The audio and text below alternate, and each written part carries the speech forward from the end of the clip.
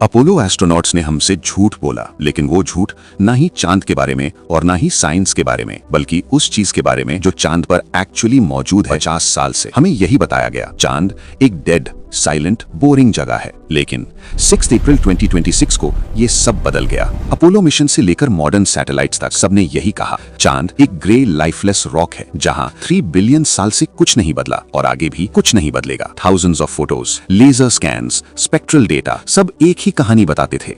लेकिन एक प्रॉब्लम थी, ये सब मशीन्स देख रही थी, इंसान नहीं। फिर आया Artemis 2 mission. 4 astronauts, Reid Wiseman, Victor Glover, Christina Koch, Jeremy Hansen, ये लोग ओरायन स्पेसक्राफ्ट में बैठकर चांद से सिर्फ 4000 माइल्स दूर गए। लैंडिंग नहीं, बस ऑब्जर्व करना था। लेकिन जो उन्होंने देखा वो किसी भी डेटा से मैच नहीं करता था। कैमराज सिर्फ लाइट कैप्चर करते हैं बस, लेकिन इंसान की आंख और ब्रेन पैटर्न्स नोटिस करता है, एनोमलीज पकड़ता है, अगर कुछ गलत है ये महसूस करता है। और इस मिशन के एस्ट्रोनॉट्स स्पेशली ट्रेंड थे लूनर जियोलॉजी समझने के लिए। और जैसे ही उन्होंने चांद को अपनी आंखों से देखा, चीजें बदलने लगीं। हमने हमेशा चांद को ब्लैक एंड व्हाइट इमेजेस में देखा है, लेकिन एस्ट्रोनॉट्स ने देखा चांद brown shades, green hints, colour variations, चांद की क्रेटर वॉल्स पर अलग रंग, सरफेस पर अलग शेड्स। ये सब मिनरल डिफरेंसेस थे, आयरन और टाइटेनियम की वजह से। जो कैमरास सेम दिखाते थे, इंसानी आंख उन्हें अलग अलग पहचान रही थी। विक्टर ग्लोवर एक चीज से शॉक था जब उन्होंने टर्मिनेटर को देखा। ये वो लाइन है जहां डे और नाइट मिलते हैं।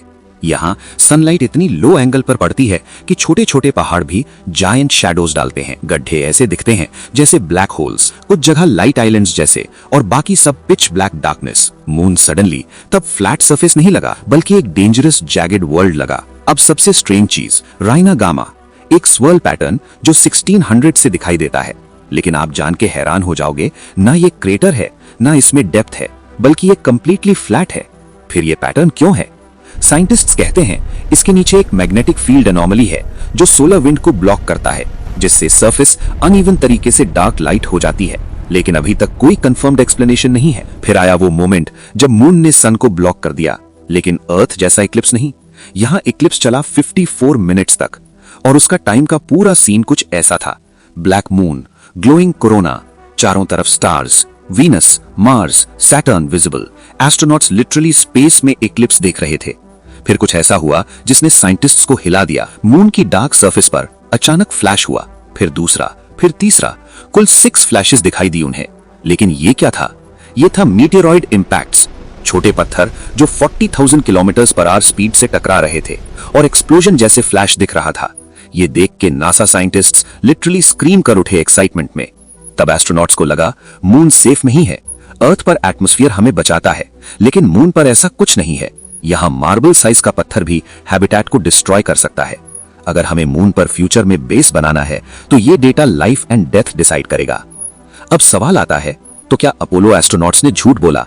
नहीं, उन्होंने वही बताया जो उनकी मशीन्स ने दिखाया। लेकिन उन्होंने वो नहीं देखा जो इंसानी आंख देख सकती है।